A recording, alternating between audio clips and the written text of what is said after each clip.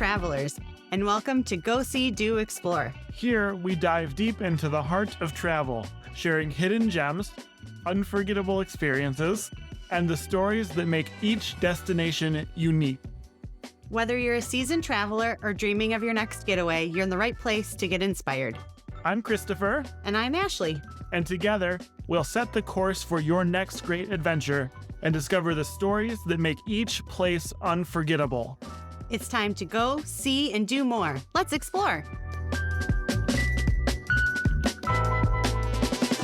Hello, everybody. We are back for another episode of Go See, Do Explore. And this time we are looking towards the future and kind of examining what experts, I guess, are saying are the travel trends for 2025. So-called experts.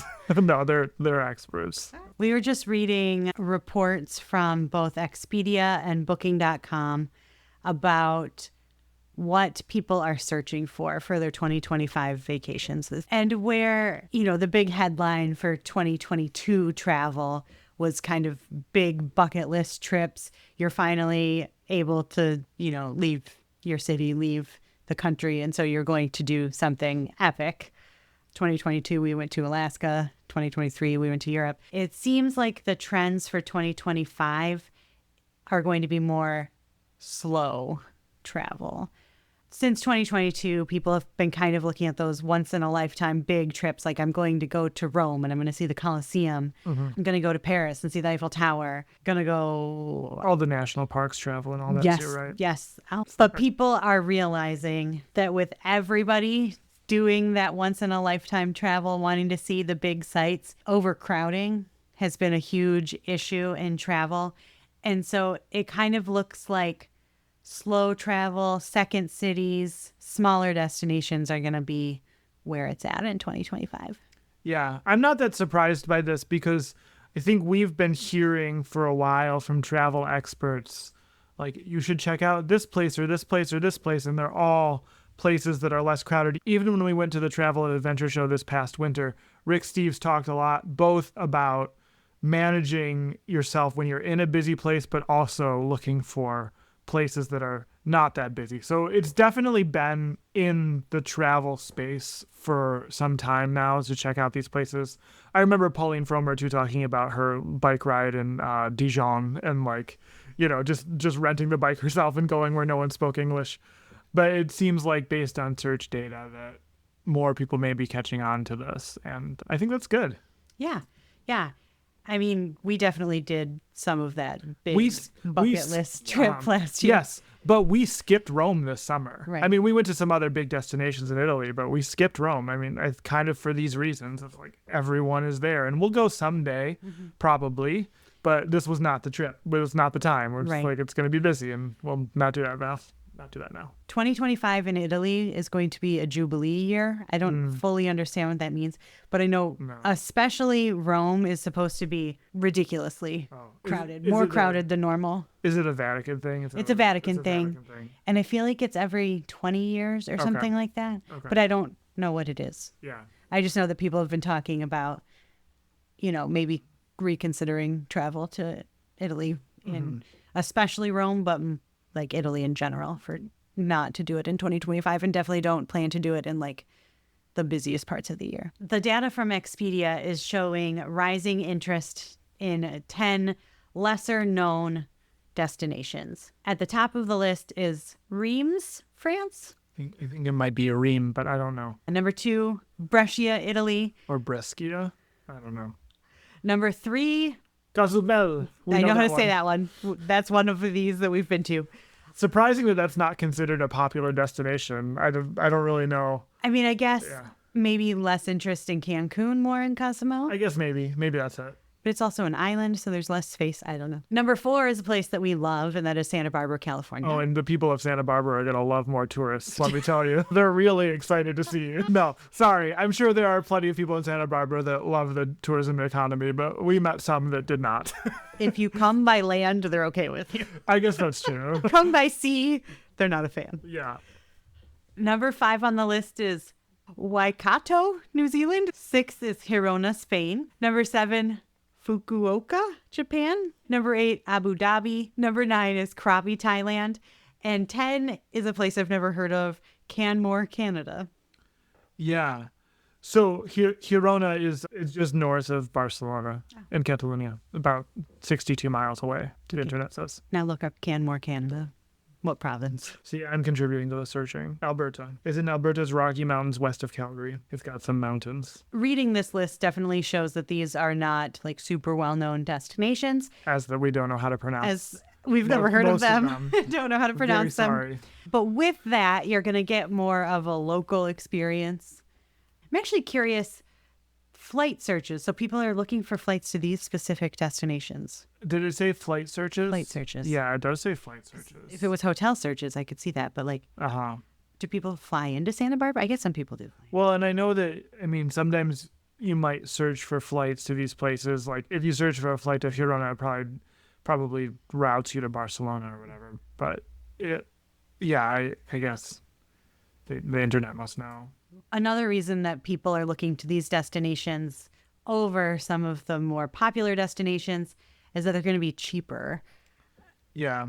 We definitely felt that in Italy. When we got to Venice, it was like Venice and Florence. It was like, just open up your wallet and just dump the money on the ground. Yeah. Whereas I felt like Bologna, Sicily, even Naples were a little bit more reasonable. Much more affordable. And then like the previous year when we traveled in Portugal and Spain, it was, even more so. And then there are obviously other places in the world that just relative to the US dollar, as an example, your money goes a lot farther.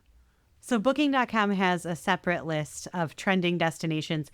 And unlike Expedia, Booking.com doesn't do flights. So this is people looking for accommodations in these places. Yeah, I feel like that's going to give a more compelling picture of like where people are going, right? Because flight searches, to me, seems a little unscientific, we flew into Catania, Sicily, and made our way up to Venice, so yeah. Yeah.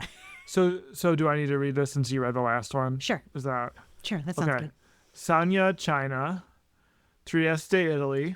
João Pessoa, Brazil. Yeah, that's some really great Portuguese. João, I love that word. Yeah. Tromsø, probably Tromsø, Norway. Williamstad, Curacao. It's probably like Tignes, right? It's Tignes. Tignes. Sure is not it. France. The French don't pronounce their consonants. San Pedro de Atacama, Chile. You know how to pronounce that. That one I can pronounce. Naha, Okinawa, Japan. Villajoyosa, Spain. And Houston, Texas, United States. I thought it was interesting to see Trieste so high on the list. And what that says to me is that people are looking for accommodations outside of Venice. They want to visit Venice. Is that close? That's in Veneto? So Trieste is the cruise ship port. Oh, sure. Yeah, we went right through it on the train. Yeah. Right. So if you're looking to save some money when you're in Venice, that's the way to do it. Yeah. Stay in Trieste. It's interesting to me that that's on the rise, given that they've changed so much in Venice. And also our experience in Venice this past summer, which was there were a lot of people, but apparently not that many relative to previous years. It's just interesting that people aren't trying to stay in the city more on the islands, of Venice. Maybe, I don't know, maybe they are, maybe overall it's going up. Maybe Venice is also going up, but that's not tracked because it's already a big destination. Right. Norway is interesting on this list. Yeah. Definitely a place to visit when it's hot everywhere else. You see, in both of these lists, you also have cities in France that are not super famous. And I wonder, France is a big tourist destination. I think, I might be wrong, but I'm pretty sure France is the biggest tourist destination in the world. But many, many tourists that go to France simply go to Paris. And a lot of people who know what they're talking about with France say, if you really want to experience France, you got to go somewhere else too.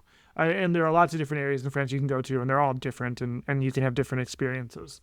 But I wonder if that's a trend here too. And France got a ton of coverage this summer with the Olympics.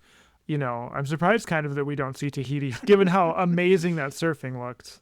But not that people are going to go do it, but they might want to go to those places. Right. I'd like to sit on that beach and watch those waves hit that. It was awesome. Yeah.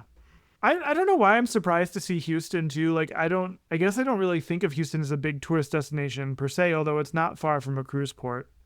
But yeah, I can't really name any besides the NASA stuff in Houston. I can't really name any attraction in Houston. Like I've never been called to be like, oh, you have to go to Houston. If you have business in the oil industry, you go to Houston. Just like in Watford City, North Dakota. Yeah, right. I have to say, like, as much as I'm fairly familiar with the Spanish tourism scene, I don't know either of these locations in Spain. Neither of them are familiar to me. I don't know where Villajoyosa. Oh, it's in Valencia. Oh.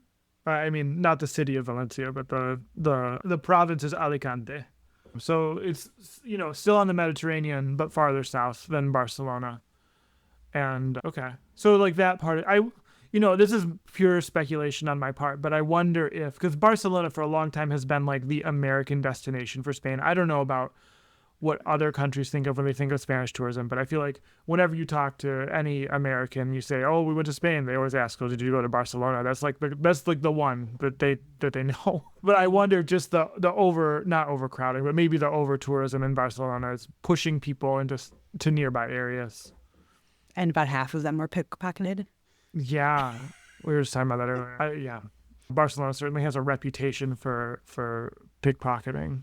Not the only city in that regard, but definitely it has that reputation. And we have some secondhand experience with people who were pickpocketed. I've heard the story. Yeah. Another trend in travel that we're seeing in 2025, whereas in the past there was a little bit of, FOMO, fear of missing out. And now it seems like travelers are embracing JOMO, which is the joy of missing out. I get that. But so like what they mean by that is like, oh, you went to Rome? Like, how boring. We went to this, like, remote island off the coast of Africa or whatever. But, like, okay, I get that. They're presenting it as, like, a moral good or whatever. But, like, being someone that has actually done that, like, we went to the Azores and stuff like that, I feel like there's also the joy of, like, being able to tell people that you went to a place that not a lot of people have been to. Hopefully not in an annoying way. But, like, yeah, I mean, I feel like it's just kind of a different kind of... It's like FOMO inducing for your friends. Mm-hmm. So I don't know. Be careful. Just be careful with that, I would say. When people say, oh, you went to Rome? And we say, no. We skipped Rome because we're psychos. We skipped Rome, but have you ever been to Bologna? Yeah. Mm-hmm. Well, I mean, for sure. But like I think this is when I read this article, I was just thinking like, oh, we've been doing this. Because not that we have only gone to off the beaten path places, but I think a lot of the places we've picked have been a little bit less recognized. I mean, certainly many of them familiar. Like Portugal's getting really hot right now. Mm-hmm. But like I don't know if in all the people I know, I don't know of anyone else who's been to Portugal. I know one person who's been to Portugal that all of you are missing out. Yeah.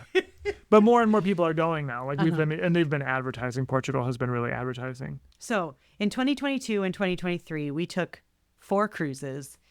And, we've talked on this podcast before about how we love cruising because it's a great value and it lets you see, different parts of the world by sea. And it's super relaxing.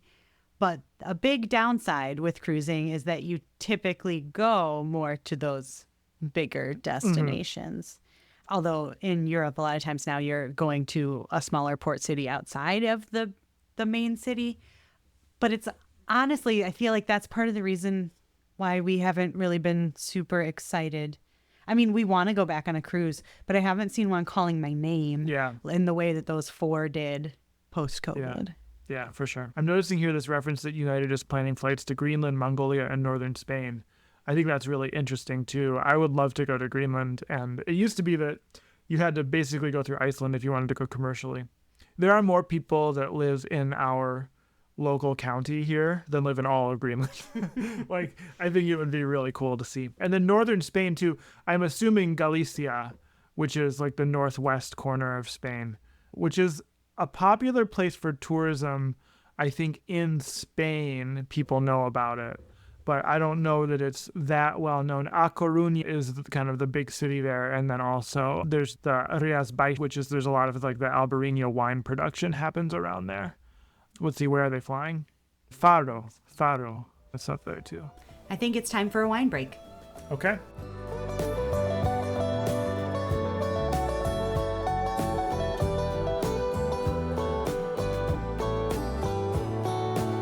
We're here for the wine break.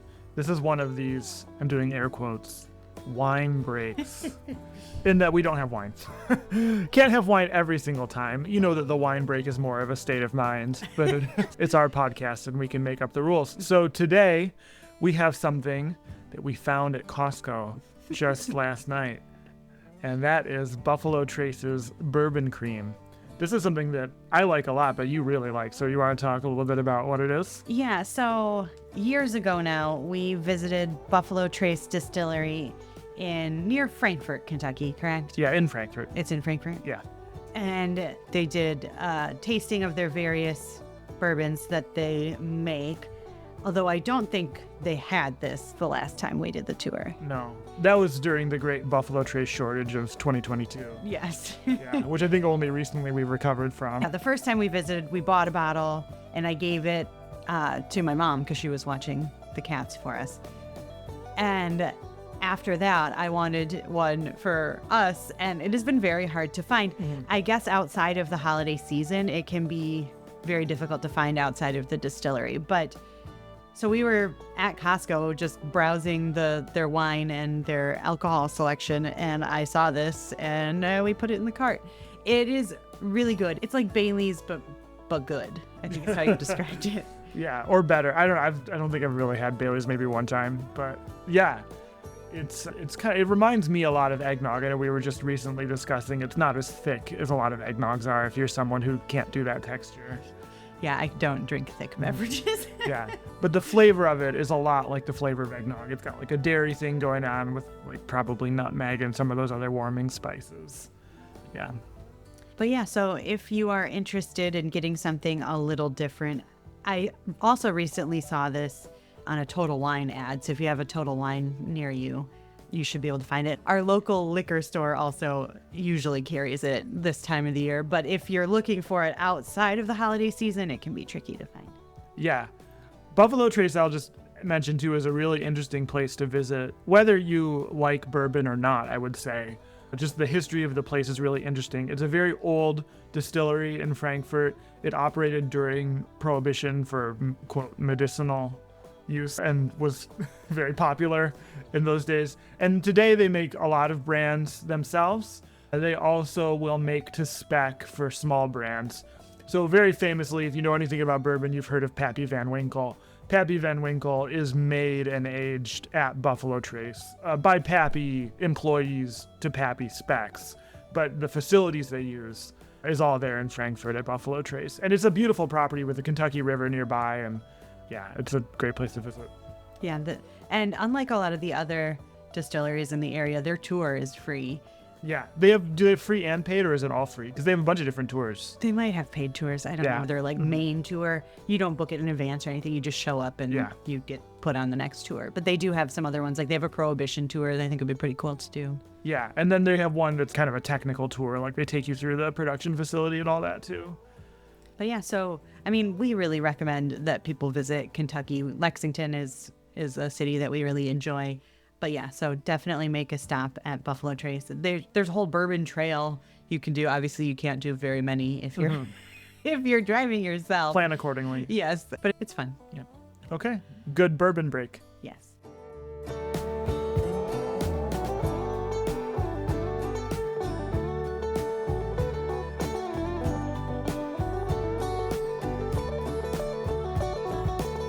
All right, we're back for the final segment of this podcast, and we are going to talk about a recent trip that we took to Mackinac Island.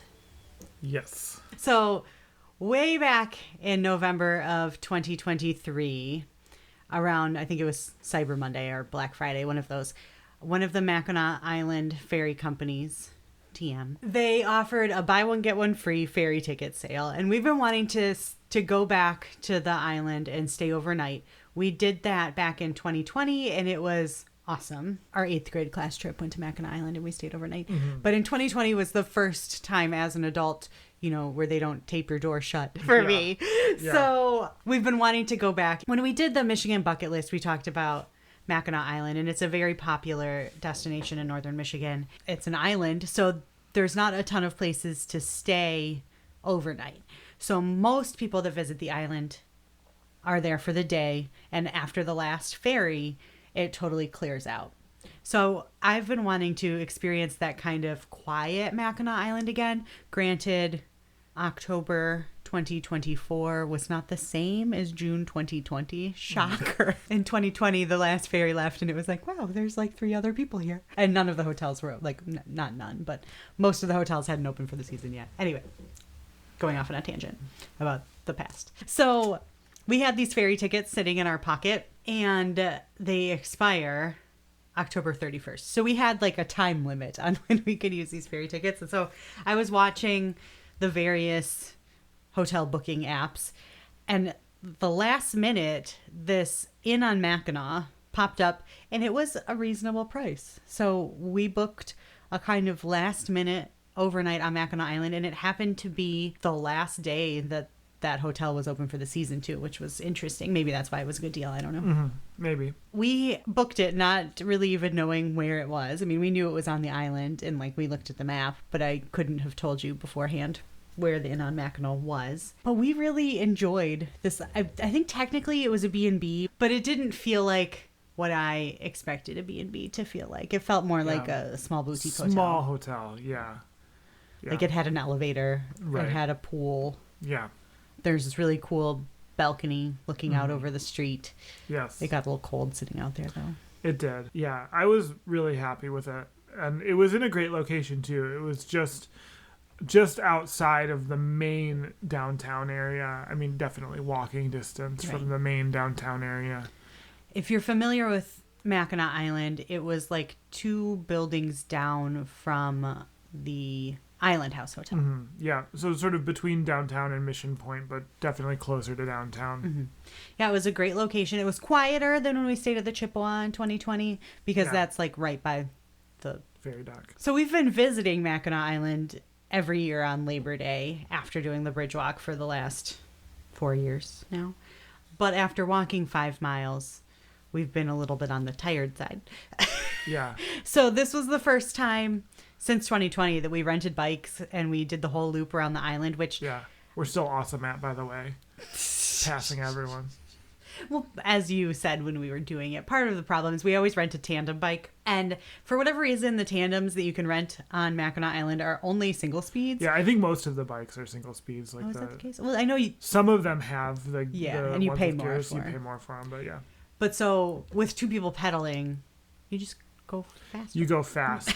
And the single speed, like the thing with the single speed, if you've ever cycled, you know this, that you don't want a lot of pressure on your knees. And so that's what shifting is for on most bikes. But on a single speed, you just have to go fast enough that you have enough momentum that there's not a lot of pressure on your knees. And that speed is faster than a lot of people pedal. And I feel like even though we didn't plan it very far in advance, we ended up like the perfect weekend for fall colors on Mackinac Island. It was awesome. It was absolutely beautiful. Maybe someday we will post the video that we took. I made some videos. Someday maybe we'll get these out. As with when we travel to pretty much anywhere, food dictated a big part of our weekend on Mackinac Island. We visited 3 restaurants that we had never visited before in just one overnight. So that's pretty impressive.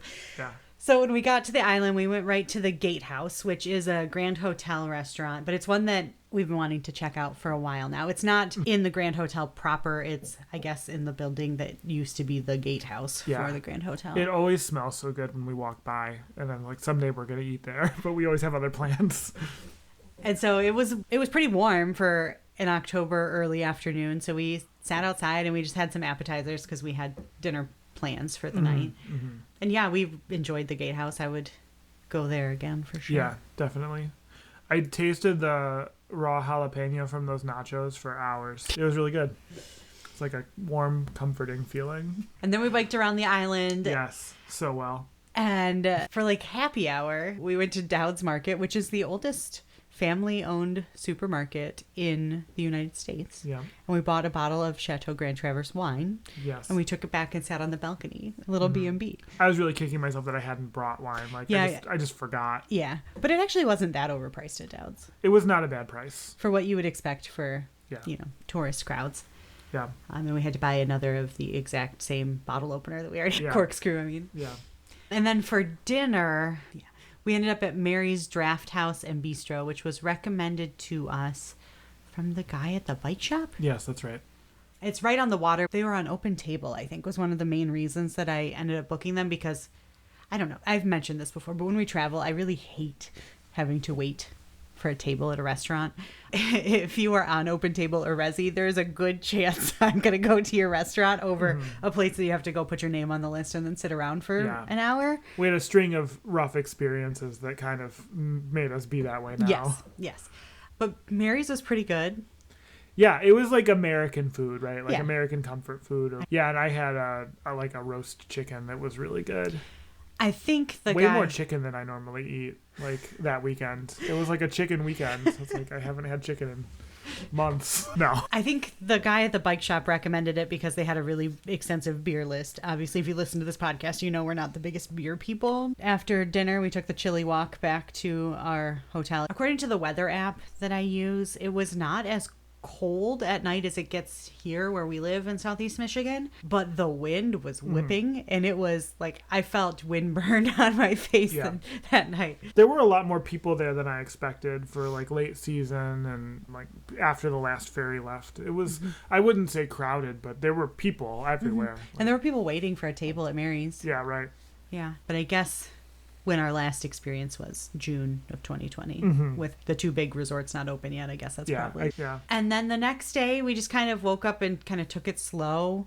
The Inn on Mackinac offered a little kind of continental breakfast. It was very carb heavy breakfast. I had like some Bob's Red Mill oatmeal, so at least there was fiber.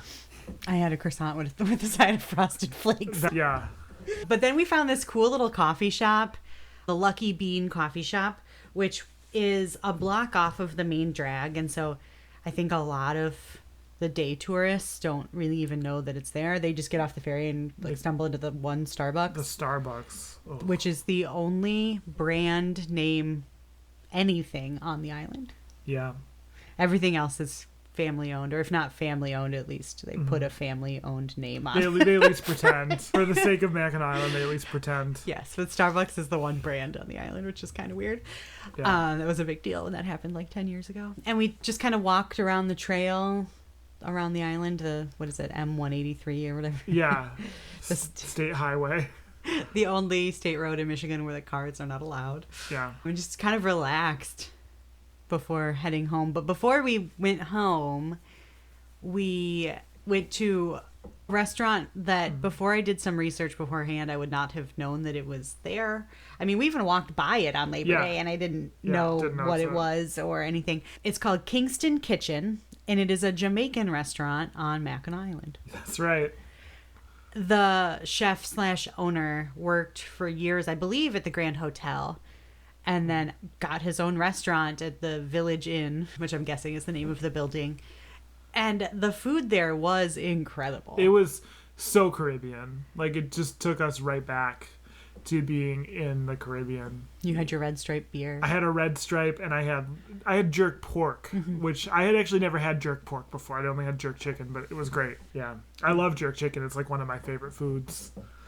I know we've mentioned as a travel tip before to look at eater articles for the places that you're visiting, but that's how I found Kingston Kitchen. I would never, I said, on Labor Day, we literally walked right by it and to go to the horse rental place. And we went to Jamaica on our honeymoon. So Jamaica is, it holds a special place in our hearts in the Jamaican Jerk Kitchen, or what is that called? The Jamaican Jerk Center. Yeah, the Jamaican CENTRE. The Jamaican Jerk Center. So yeah, finding a place like that on Mackinac Island. I mean, finding a place like that in Michigan, period, is pretty cool. But this is one of those cool things, right? Because a lot of people come from Jamaica and work on Mackinac Island on these work visas. And it's just one of those things where a culture enters another culture, and the thing that gets produced is just so cool. And whenever we find that traveling, I'm always excited. And I'm especially excited to have something like that in our backyard. Maybe not exactly our backyard, but within a 3.5 hour drive of our house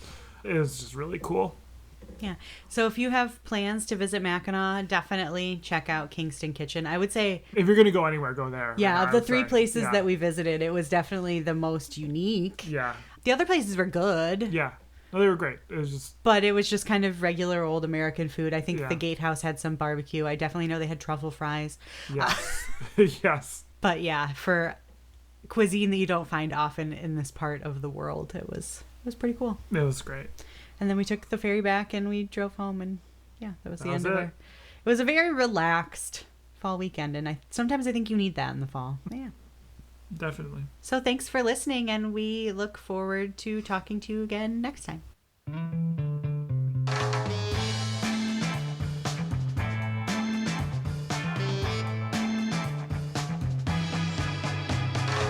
That's all for today's episode of Go, See, Do, Explore. Thank you for joining us and sharing in the wonder of travel. Keep the spirit of today's adventure alive by checking out our blog at goseedoexplore.com for even more travel inspiration. Don't forget to rate and review us wherever you listen to your podcasts.